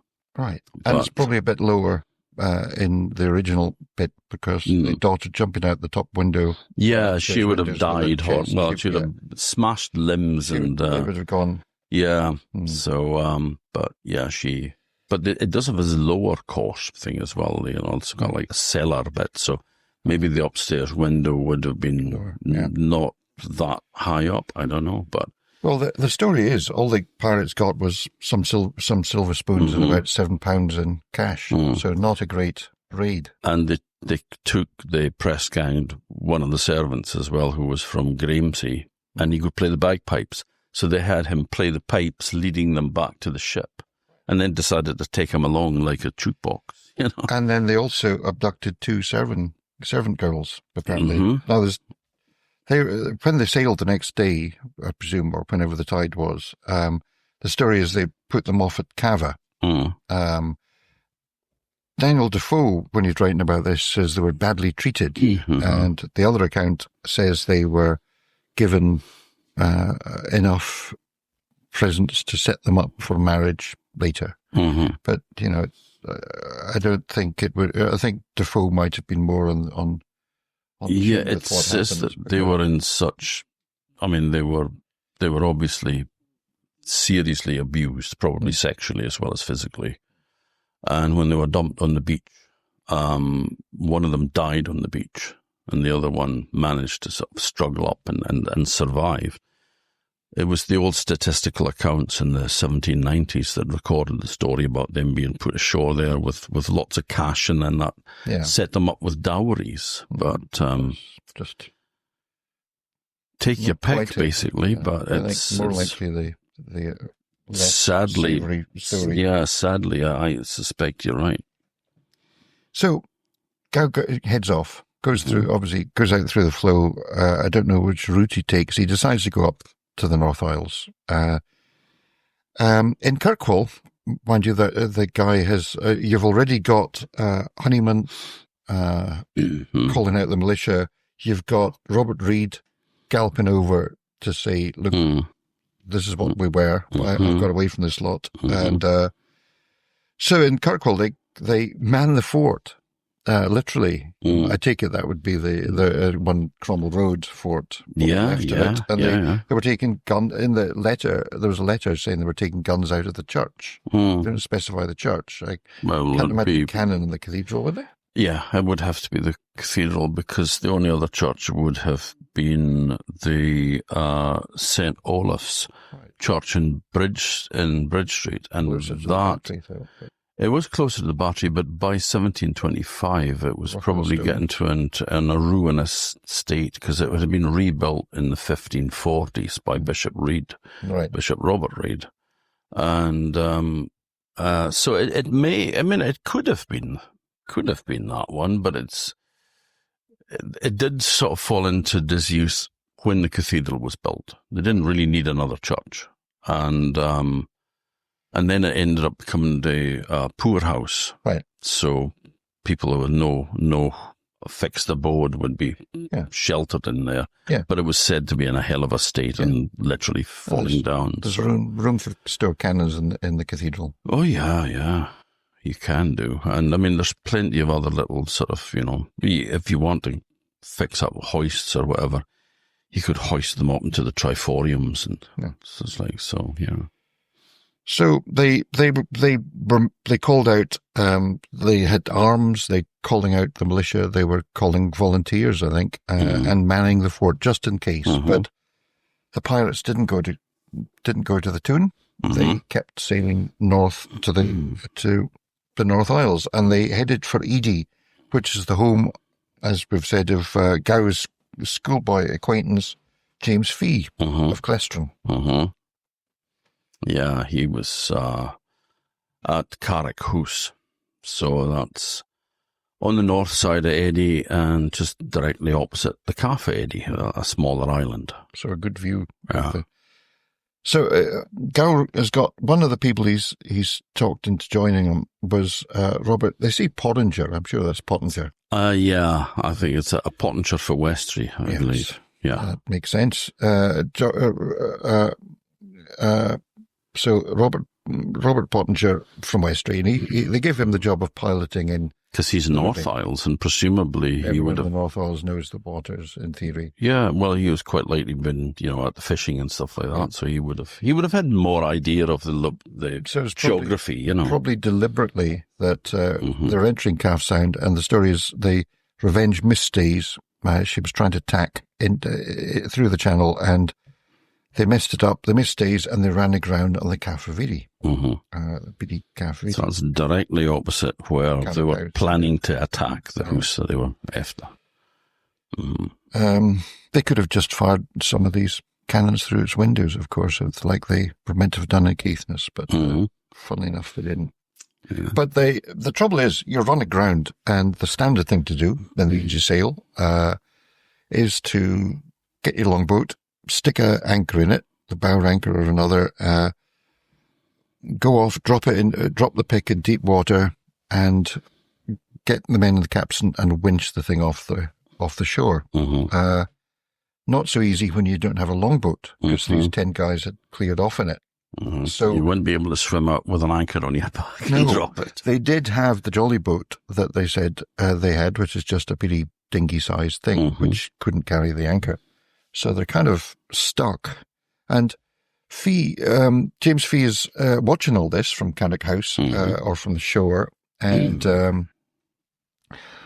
he watches. He sees all this going on, and he's thinking about what they're doing, and he sees they're aground, and he thinks, "All right, wonder what's happening next." Then he sees five folk get in the boat, go across. He denies them permission to land, and instead he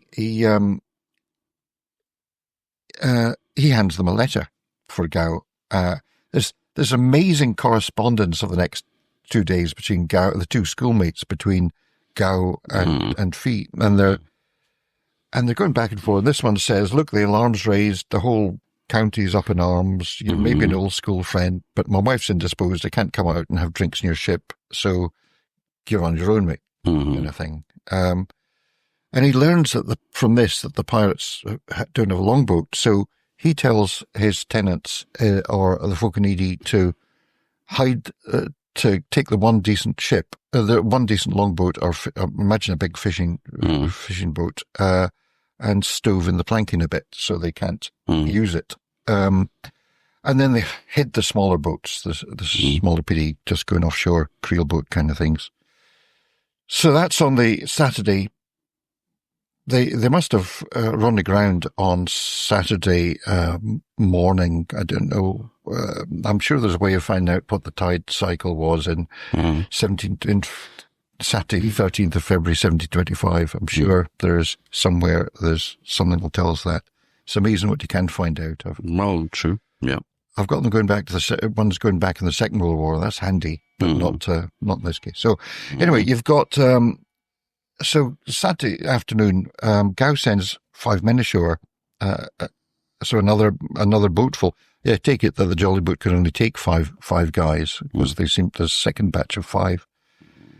And the idea is to force the islanders to help, but they said, right, well, just have a wee dram before you do.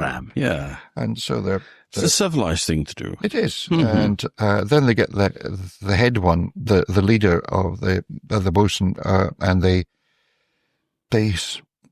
say when he was going to make his acquaintance in the big house, but he may have just gone outside for a pee or something, but somebody bashes him on the head, captures him, the locals take him away, and then one by one the rest are all captured by the islanders. So it's a sort of whiskey galore thing at this stage. Yeah, it kind of descends almost into farce, where you get the crew drunk and then bop them over the head, And meanwhile, Gow and Fee are swapping letters. It's like people are rowing back and forth with letters every day. It's very strange. So, come Sunday morning, I imagine as the good folk of Edie are going to Kirk, Gow's trying to free the Revenge. All he managed to do is drive it further onto the rocks. Apparently, he doesn't. He doesn't manage it. His boat can't take the anchor. They just mess it up. So they start writing on Monday. You can't write letters on a Sunday in those days. And Monday they're swapping letters again. Gow writes to Fee with a request for help, and he's saying, "Look, we'll give you salvage rights. We'll give you £1,000 of salvage money if you just help us."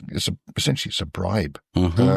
Fee, of course, isn't falling for this. He sends 6 men across, led by William Scully, Bill Scully, a local, obviously a local fisherman, probably the guy who had the big boat.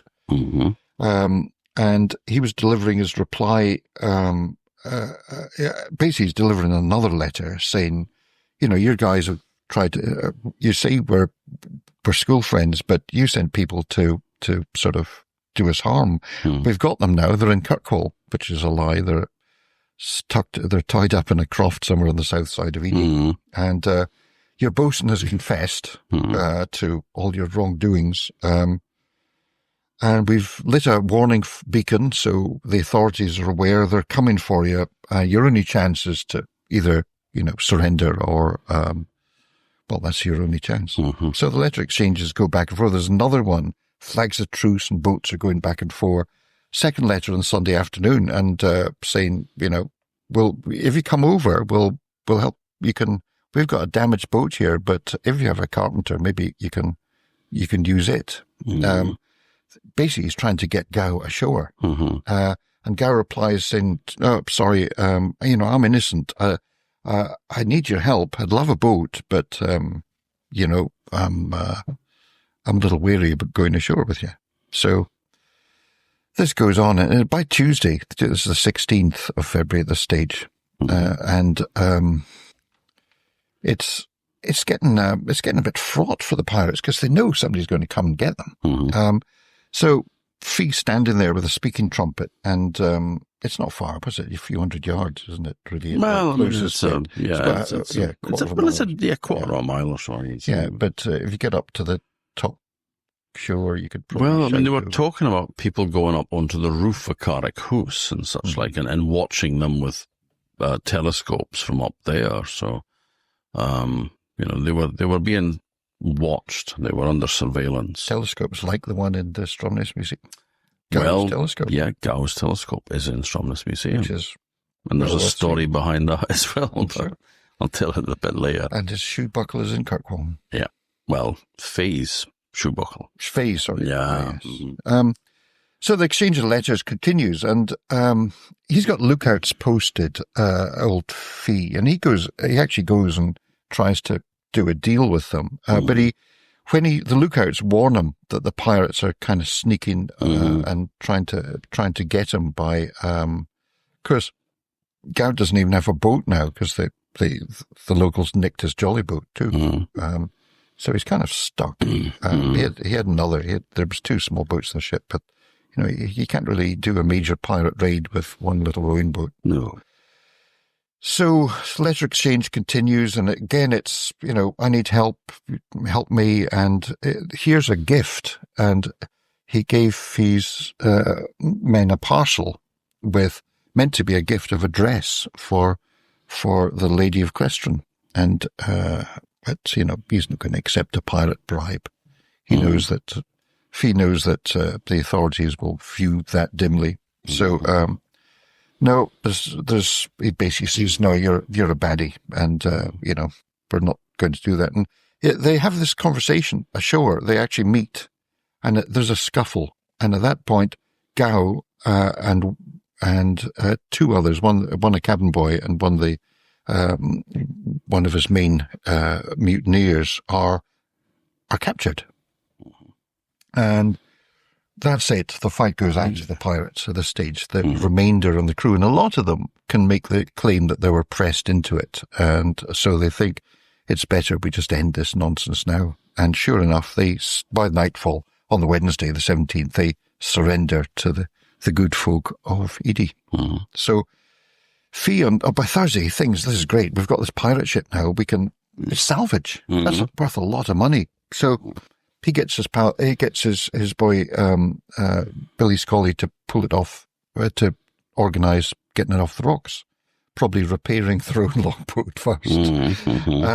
And at that point, the Navy arrives to mess up his whole dreams of walking away with a lot of prize money. The first ship is the Weasel. It's an 8-gun sloop. It was commissioned only a few years before in 1721. And it rocks up, 100-ton sloop, and says, look, the skipper of it, a master and commander, and he says, look, we're commandeering this pirate ship. You know, it's property of the crown, not you, and takes it. And obviously, Fee is not very impressed with this. But then a few days later, a bigger ship appears, the HMS Greyhound, a 20-gun frigate, 6th rate frigate, and 380 tons or thereabouts. Little older, commissioned 1719, and it pulls up, and the captain there is a bit more diplomatic than the young whippersnapper of a sloop captain. Basically said, look, you can do a deal with us. You can join us as we go down, and we'll sort out prize money.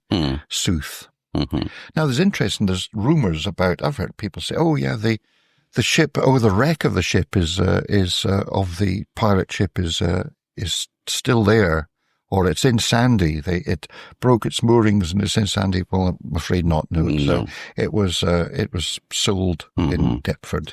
The ballast was discharged, and some of that was used to build the spire of the Grotty House, which was in Bridge Street originally, now in Tankernas House Gardens at the back of the museum. And it's a kind of, it was always thought that it was like a kind of volcanic rock from somewhere, exotic.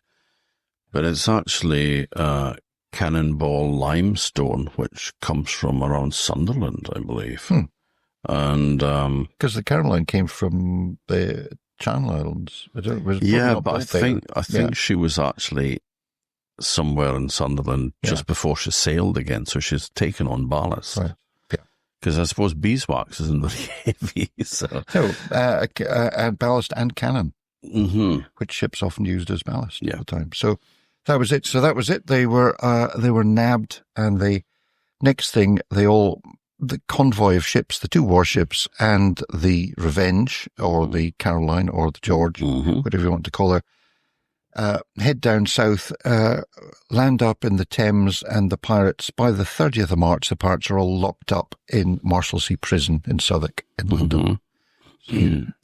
Fee gets a reward in the end. He gets £1,000 plus 300 for the salvage of the ship, and I think a share of the cargo. And there's a bit of toing and froing like any legal case, but what there's no to and froing about is the unfortunate pirates and their crew. They go in trial in London, and these are under Admiralty courts, so it's under Admiralty law, which is basically it's not fond of pirates, and it's not innocent until proved guilty. It's more the other way around in those days. So and on there was a preliminary hearing on the 2nd of April, so they're not wasting much time.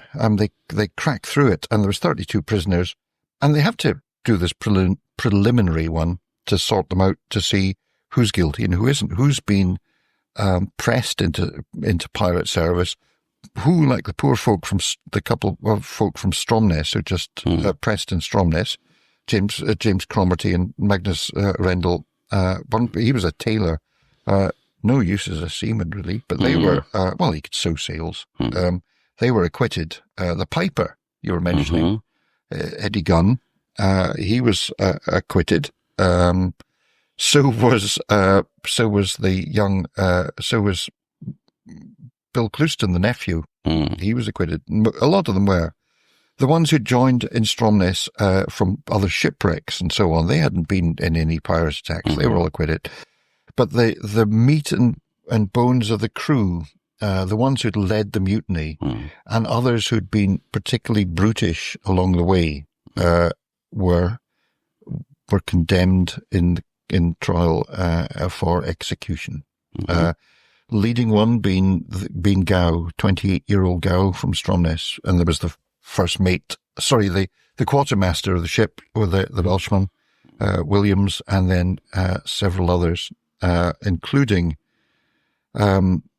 the youngest, I think, was an Irishman, an Irish boy aged 16. There was a couple of teenagers in there, but most of them were average seamen at the time. Seaman's a young game, young man's game. So you're most of them in their 20s. Gow, one of the eldest, at 26. So that's it, the trial, and they're sentenced to hanging. And the place for that is at Execution Dock. Now, we've spoken about this. There's a argument over where the execution dock is, but I've looked at old maps of London like you were with Orkney, with tracking down the house, and I think the closest I get to it is where the town of Ramsgate is. So if you go to the town of Ramsgate, you can get out. There's a pretty close down the side, and you can go there. You can get a pint, and you can hoist it to Gow and his fellow pirates who were breathed their last. Actually, it didn't go well for Gow because they had to torture him. They wanted to plead guilty. He was going to say no guilty, and he refused to plead, didn't he? Yeah, he refused to plead. So they actually tortured him. They tied his thumbs up and squeezed them with cords and things to break them. Yes, it does not work nice. But eventually, and pressed them as well, I believe. Yeah. So you put a door on somebody and keep piling on weights on it until your rib cage caves in. Yeah. And also you got no food and no water other than what was trickling down the open sewer that ran through the Marshalsea River prison. Right. So it was. You weren't going to last long with him. No. Anyway. And sure enough, he changed his plea to guilty and whatever, and he succumbed to the persuasion of the prison chaplain. They said politely in the Daniel Defoe version. But in the end, there were 10 men were convicted and sentenced to execution, including Gow. The rest were acquitted. A couple had their sentence. Of the 10 were commuted to transportation. One of them, I don't know if he caused trouble on the transport or the idea of being sent to wherever it was they were being transported to, I presume Australia. And but he was added to the execution list as well. It wouldn't have been Australia at that time. It would have been too early, but it would have been the Caribbean. Or indentured slave indentured and either in the West Indies. Yeah, or Virginia or the West Indies. Yeah. So yeah. And so that was it. 11th of June, 1725, was the execution day. Which is where we're at now, because it is exactly 300 years ago today since that execution.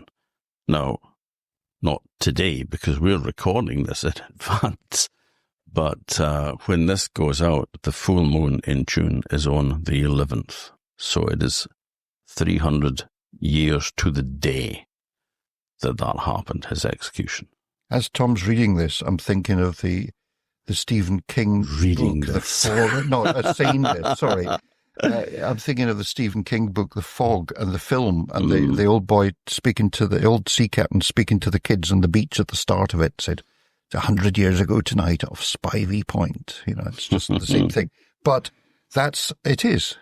So it's 300 years since the execution of these 9 pirates, including John Gow from Stromness. Yeah, but it didn't kind of go that well with Gow either, because you didn't have trapdoors and you didn't fall and break your neck in those days. You just dangled and slowly strangled to death. Well, often what they did is they let you have, instead of a final meal, you had a final bottle of rum, and a lot of them pirates were quite sozzled by the time it got to that stage. But he'd asked for a quick death, and that's exactly what didn't happen, because the idea was tugging on his feet to help him break the neck. Yeah. But they tugged a bit too hard and the rope broke, apparently. So they had to do it all over again. You had to go back up the ladder and get re-hung. It couldn't have been present. That was probably less unpleasant than the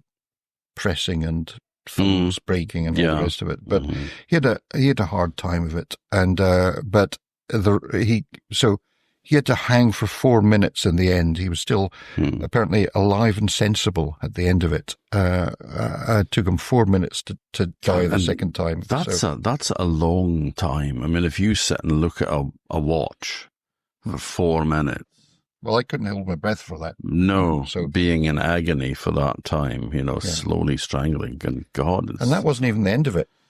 Because then the bodies are cut down and they're usually tied to a stake, and they'll let the tide wash in and over them 3 times. So 3 high tides. And as you know, the Thames there is all mud, and it fills up with...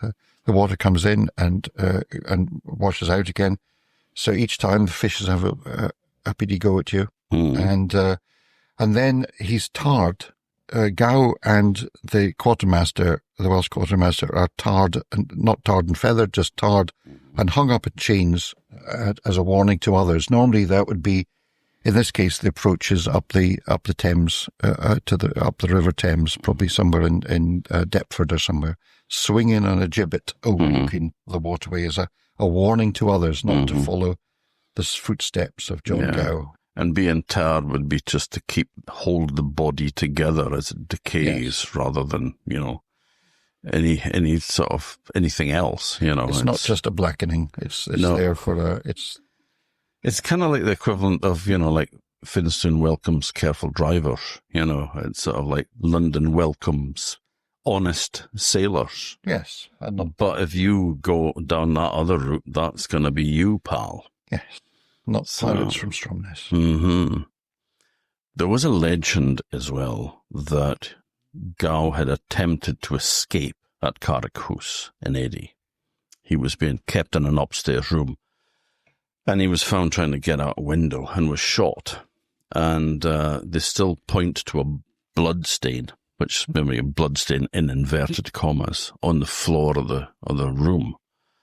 And I remember hearing a story that when floorboards were lifted, there was this kind of tarry substance underneath, which they took samples of, and it was supposed to be human blood. But I suspect that that's probably just a legend, because there's no mention of him being wounded.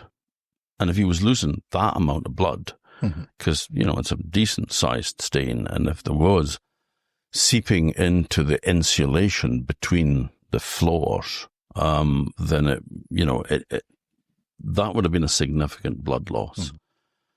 And the chances of infection and that would have been quite high, because there would have been parts of his clothing going into the wound as well, which could cause death.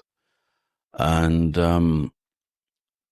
but there is no mention of him being wounded or anything. So I think that if he had suffered wounds from an attempt escape, then, it would have been noted at the time. Especially as over 5 weeks later, he's holding up against torture in judicial torture for a while. He's not going to do that with not in that weakened condition. No. Nice story though. Yeah. Well. Yeah. Somebody else with blood. Yep. Well, it didn't do any harm at Holyrood Palace, for Riccio's blood on the floor and all that. Well, a good blood stain, it's one of these things. It's either that or a plaque, like the one in the Victory saying Nelson fell here, and you think, no wonder, with a big plaque of wood sticking up the deck like that. I'll trip over it. There's a strange coastal feature on the island of Grahamsay called the Chammershire Goldie, and Goldie is the name of a croft on the island. But it's a sloping piece of rock, but then it's got faults in it, which leaves little rectangular recesses in it, and one of them is red stained, and it's probably iron oxide more than likely. But the story goes that there was a young man called Goldie who was trying to hide from the press gang, and he went into that little recess, which could just hold one person. and he was shot by the press gang, and this was his blood, and you can still see it to this day because it's still red there, which it is because I have seen it, and it is red, you know. But so there's lots of stories about blood stains and such like. But is that in John Robertson's book? I only know it from oral history, so but it's kind of unlikely because press gang wouldn't shoot you if inside commodity they want. Yeah, and it's not like a cave that you're hiding in. You know, this is just a tiny little alcove, but that you can just about squeeze into.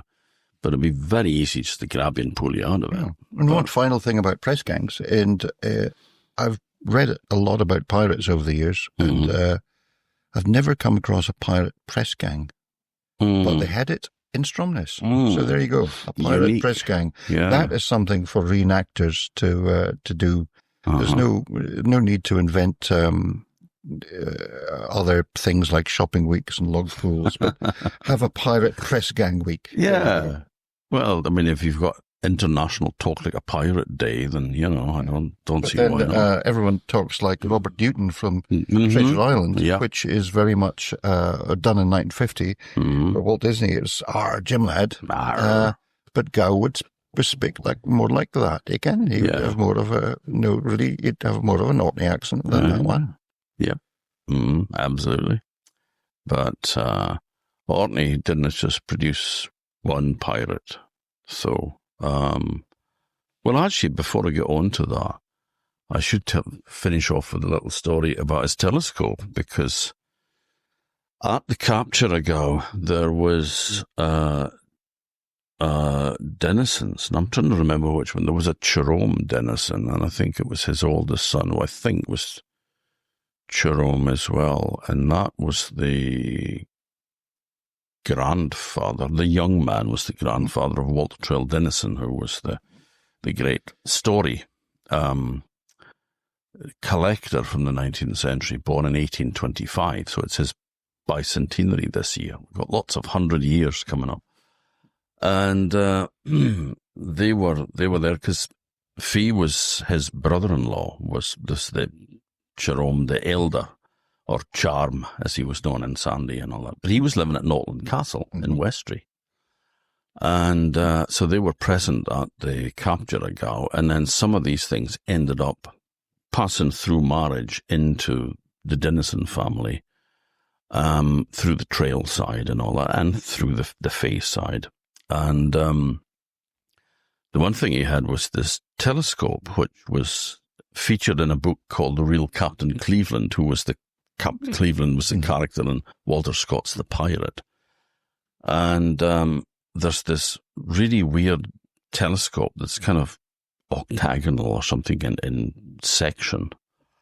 But the strange thing with it, it's your traditional type of being broad at one end and narrow at the other.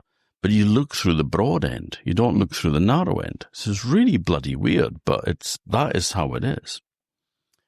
And it came off of the Revenge. So it was always said to be Gow's telescope. Now, whether Gow ever used it or not, of course, who knows?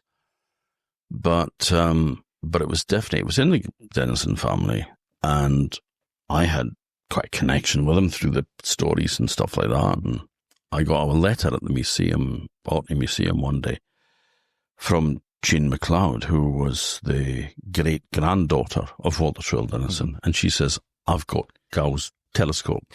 Would the museum like it? Oh, yes, please. She says, our house in London has been broken into 6 times, and it just lies in a cupboard under the stairs, and if anybody stole it, it would just be a old telescope, but the provenance would go, you know. So I said, well, after doing a little dance of joy, I said, well, Stromness Museum would be the place for it. But yeah, we'll take it, and it's in Stromness Museum. And a couple of years ago, Duncan McLaren, who is her elder brother, also great grandson of Walter Traill Denison, donated a shoe buckle that belonged to James Fay, the pirate catcher, which has like kind of little crystal stones set around it. So it's either that or glass, but I think it's probably more likely, I think it's crystal because it's quite clear. And you are talking 1725, you know. So that is in the Orkney Museum, but presumably someday it might end up alongside the telescope in Stromness. It wouldn't be a fitting place for it. But incidentally, didn't I remember reading something in Ray Faraday's book about Orkney in the 45? Wasn't Fee involved in wasn't he a Jacobite or something? Yes, that was another. Well, yeah, the Fees were involved for that, but I don't think it was him directly. I think it was a relation of his that was in hiding in Gentleman's Ha and Westray as well from the government troops. But so yeah, the other thing was that Stromness Museum used to have Gow's kist, his chest, sea chest, which had a little compartment in one end with 3 gin bottles in it, these square green glass bottles. I like the man already. And that came off the Revenge, because again, that had been in the family, in the Fee family, and then had gone again to Walter Trell Dennison. And we have a record of his daughter selling it to a trail after, well, quite a bit after Walter's death, you know, about 20 years later. And it ended up just not long after that being put to Stromness Museum, and so it remained there for a while. But then the daughter of the guy that put it there wanted it back, and they said, well, it was a donation, and then she produced the letters in from the curator of the museum thanking the man for the loan of the chest. So it went back into private hands, and I believe it's been damaged since then, and I don't know what state it's in now, but it would be nice if that could go back to Stromness Museum to be united with the other artefacts of Gow, our notorious, not terribly good pirate. Not very good pirate, but having tangible things was back to what I started about, telling, you know, fact from fiction of pirates, and that exhibit where there was very little you can actually tie down pirates. And here you're replete with the things. You have a few of them. So that's better off. He might be a rubbish pirate, but he has left his mark. There's certainly good provenance for these things, because we can actually trace them back to where they came from originally. It's not the only pirates, isn't it? No, there was another one, John Fullerton. We're not speaking about the Harbour's folk here. I would. My son runs a dive boat to Stromness, so I better not say too much about anything like that. Fullerton was a much better pirate than John Gow, though, because he did rather well, but he was. We don't know anything about them, because, like, we were just talking about these, you know, these other pirates where we only know about the end of their life, like their piratical career, and then usually either death in action or by execution. So we know nothing about their early life. But John Fullerton, it is said that he came for Stromness as well. But he bought land in Orford, and there were Fullertons in Orford. But he was just known as the Orkney pirate. And he was around the same time as Gow, maybe just a few years later. So early 1700s. And he used to attack ships coming out of Leith. And he was such a menace to the people, to the merchants of Leith, that they really wanted rid of this guy. Now, meanwhile, he was actually like buying out property in Orford and then coming back to like visit his mum. You know, it's kind of bizarre sort of situation where you get a pirate going home on holiday and nobody, you know, everybody knowing what he was, but nobody doing anything about it or saying anything. You know, he was just ignored. It's very Arcadian, though, isn't it? Yeah. I'm going to go home and visit me. Fuss about it. Going to go home and visit me mommy, and I'm going to just John back for the sea. We can't do September or say anything. Oh, it's Johnny the pirate, Johnny Kid and the Pirates. But he was coming and going. But meanwhile, back in the North Sea, he is still harassing ships coming out of Leith. And the one ship that he attacks puts up a really stiff resistance and fights. So there's a lot of exchange of cannon fire. And eventually the pirate ship manages to dismast their opponent. So the mast struck and down it comes, and they're able to board it. And the guy in charge was a Captain Jones. And immediately Fullerton kills Jones. And Jones's wife was there at the time, and she sees her husband being killed in front of her. And then Fullerton turns his back on her and starts pulling down the ship's colours. And meanwhile, the crew have all been subdued by the pirates, so they've captured the ship.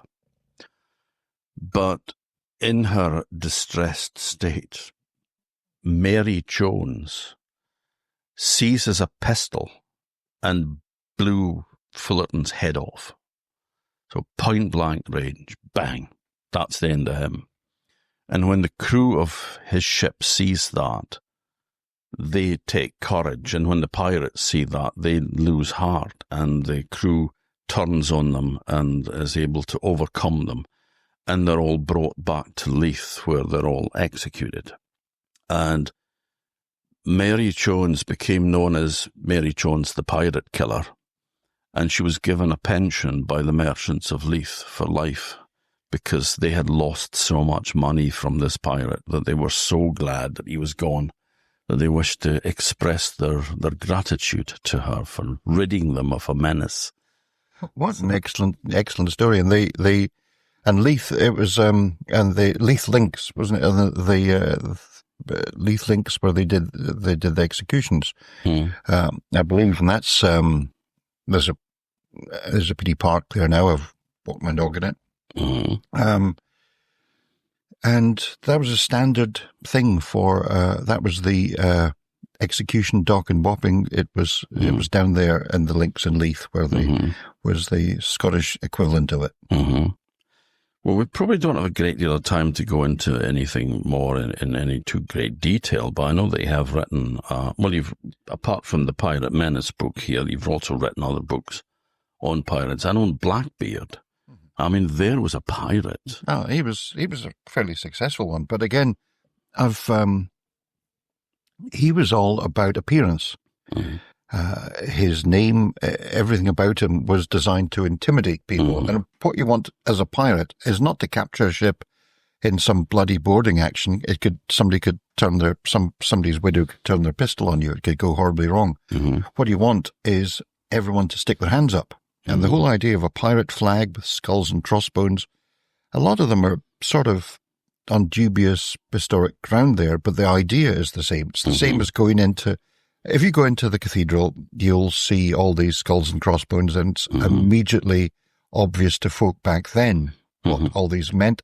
Hourglass meaning your time's run out, or you get pirate flags with them drinking toasts with the devil. That's just basically you're dicing with death there. Some even have dice on it, and same as military flags have.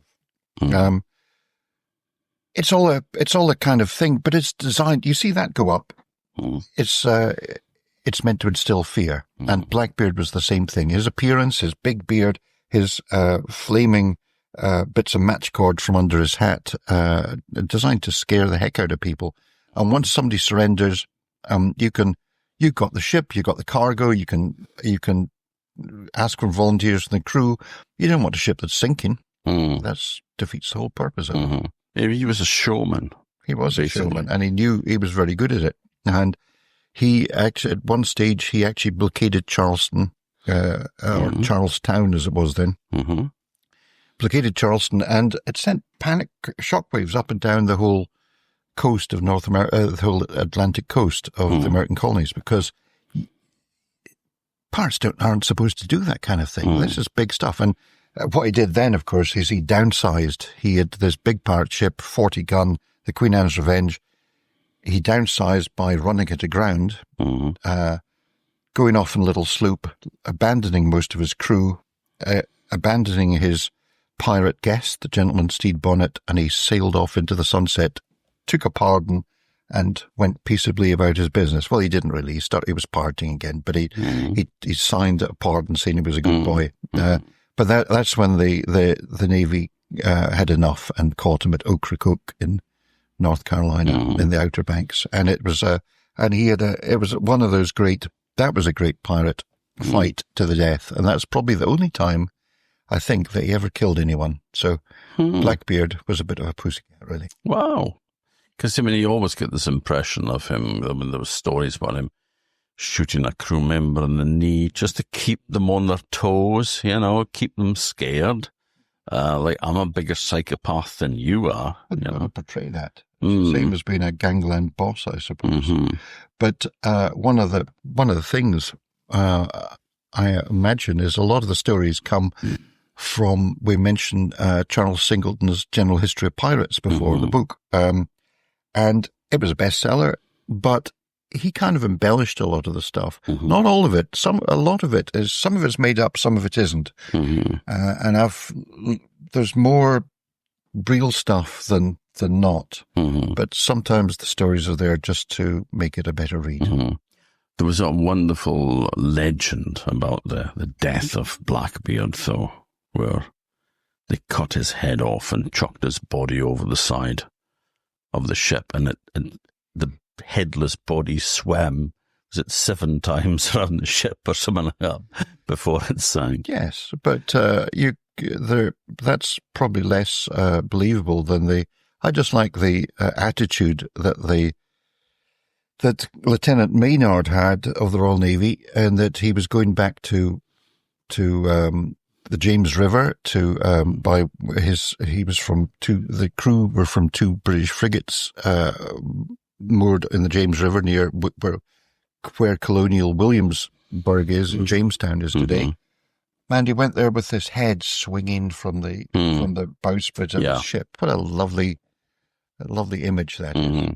Well, I mean, it's making quite a statement, isn't it? Because he was known for that hair and beard and everything, so then you got him tied by the hair to the bowsprit. Now it's in a showcase in Newport News Museum in Virginia. So actually that kind of outdoes the telescope in a way. Yeah, if it is indeed his skull. But it could be something that was kept as a memento. You never know, But just before we end, piracy is an equal opportunities employer as well, though, isn't it? Because there was female pirates as well as male ones. There were, and you can go back to sort of to 16th century female pirates in Ireland and so on. But the main ones everyone talks about is Anne Bonny and Mary Read from the Bahamas, from Nassau in the Bahamas, the great pirate central. And if you've seen Black Sails, that's not too far off the truth. The TV show, it's a marvelous representation of that period. But and they were famously, when they were captured by the ship of Calico Jack Rackham, and it was off the west end of Jamaica. What's that? Negril Point? Anyway, whatever, I forgot. And they were captured, and they'd been partying hearty. They'd met some fishermen, and they got the rum out and were having. And when the pirate hunters came, the Jamaican pirate hunters came for them, the 2 women were the only ones who weren't pissed. And the crew were just basically pretty much too hungover to fight, but the 2 women were giving it a bit of, they were doing the heavy lifting for the rest of the crew. They got overwhelmed in the end, and that was that. But and both of them, when they all stood trial, they got off with it because they pleaded their bellies, as it said. They both pleaded that they were with child. So you can't hang a lassie when she's with child. Were they? Well, that was the story. Because, I mean, all you have to do is wait. See, yes. And one of them died in prison and the other one disappeared, never to be seen. We don't know exactly what happened to them. That's the thing, when pirates are known about and they do things wrong, it was big news at the time. Women pirates, that's outrageous. You know, the polite early 18th century society has never heard of such nonsense. But so it is bestseller. If you want to sell the newspapers, that's salacious stuff, isn't it? Indeed. But equally, when they want the fuss to die down, they just can disappear from the history books just as easily. Yes, we all do in the end, I suppose. Angus, it's been an absolute pleasure talking to you. Thank you for giving us so much of your time and expertise. And it's a strange thought, though, that, you know, on this day, on this full moon, 300 years ago, there was a man that we've been talking about was hanged. And I mean, he deserved it. I mean, he was not exactly a nice guy, was he? You know, because you get all these sort of, you know, pirates being good and kind and all that, and fun, and you dress up as a pirate and all, but no, at the end of it, he was a cold-blooded killer and would have presumably continued in his career if he had made it past the Cafu-80. So, or he hadn't put into Stromness in the first place. Yeah. Or he hadn't left Stromness. Well, yes. Anyway, Angus, thank you very much. Our pleasure, Toby. And thank you, folk, for listening. Good night.